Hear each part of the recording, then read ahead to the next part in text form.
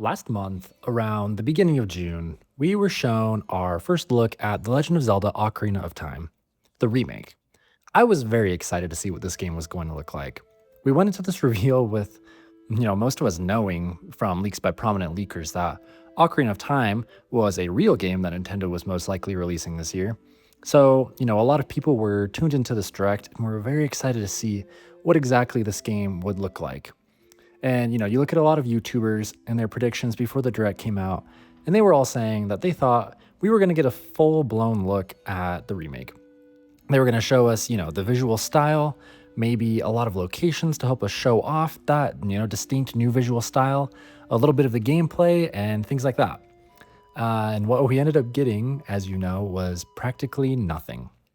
We got a very short teaser. And this is what I want to talk about today. So the teaser was about a minute and 30 seconds long, and it really wasn't much at all. It was a few shots that looked like they were cutscenes. You had the tapestry. It was like that kind of, it was, most of the teaser was the tapestry. So you had that long, extended kind of intro of the tapestry, and then it transitioned into showing us our first look at young Link. But even then, it wasn't the greatest look at the character.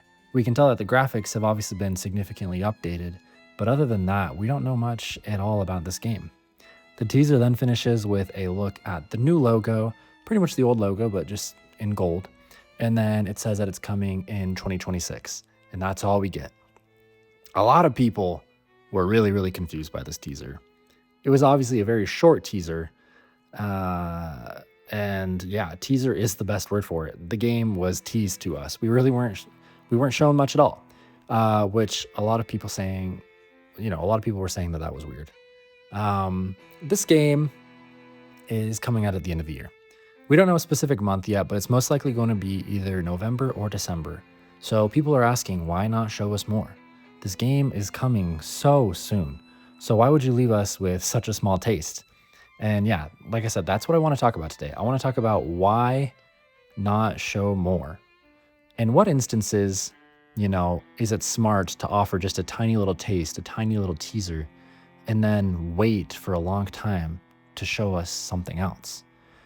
And while I don't know 100% what this game looks like, I'm speaking as if I were Nintendo. Why would I create such a small, tiny teaser for supposedly one of my biggest games of the year? Now, if I were Nintendo, the reason I would do something like that is because this game is going to be huge. This game, I think, based off this teaser, is going to significantly and drastically change a lot of the aspects of Ocarina of Time in what I think is going to be a positive way. There was a lot of chatter before the direct happened. People wanted to know the style, like the art style, what that was going to look like. They wanted to know what the combat was going to look like, if that was going to be overhauled. They wanted to know if a lot of this game was going to be revamped, if they were going to add new quests, new dungeons, and other things like that. Obviously, we weren't going to learn all of that during the direct, but people were expecting to learn, some of it. And yeah, while we were shown a little bit of a cutscene, we still don't even really know what the art style is. We know it's more realistic, but we don't know how that's going to translate to the rest of the world. We really just don't know much at all. And so yeah, if I were Nintendo and people were speculating about this game, before the direct, before we saw the trailer, in my opinion, you have two options to reveal a game. You have the option to show a significant amount of the game in the reveal. I'm talking locations, I'm talking little snippets of gameplay and little snippets of other cutscenes, just to really set the expectation of what this game is. And we've seen that done before, right? When the Star Fox remake for the Switch 2 was announced, they immediately told us that this was a remake and showed us exactly what it was going to look like. They showed us the exact structure of the game. They told us that it was going to be pretty much a one-to-one remake of Star Fox 64. With Ocarina of Time, they specifically decided to not do that. And so yeah, those are your two options with the remake, in my opinion. You can show the entire idea of the game, the entire essence of the game, or you can show us pretty much nothing. And I think both moves are valid depending on what type of game it is. If Ocarina of Time for Switch 2 is more like the Star Fox situation, and it's a little more of a one-to-one remake of the game, then I think the teaser that they showed is a big miss. I think it's a huge mistake for them to only show that tiny little thing if the game is going to be pretty much just a visual overhaul while keeping everything else one to one.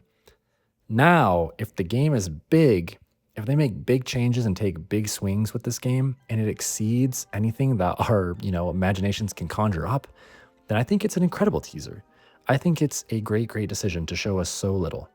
That's what I'm expecting the game to be right now. I'm expecting it to be big. I'm expecting significant additions. I don't think the game's going to be completely different. I don't think it's going to be something on the level of like, Final Fantasy VII Remake, but I am expecting something more along the lines of the recent Resident Evil remakes. Those games are more or less the same games, but we see significant changes to, either the gameplay or the structure or the world, things like that.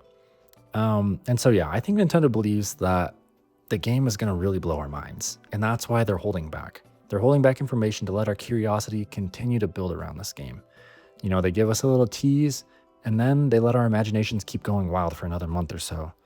And then once we've really, really poured over this teaser and thought about it so much, then they do the big blowout where they show off so much of the game and get us really, really excited for it. So yeah, those are the two ways that I think that you can showcase and reveal a game like this. They're opting for the more silent approach. And if this game is big, like I think it is, I think that's the perfect reason to go with this approach.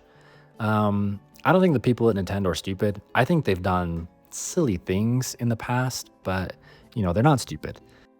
And because they've chosen to go this route of not showing us much of the game, at least not showing us much at all at the start, I think it's because this game is going to knock our socks off. And I'm really, really excited to see more.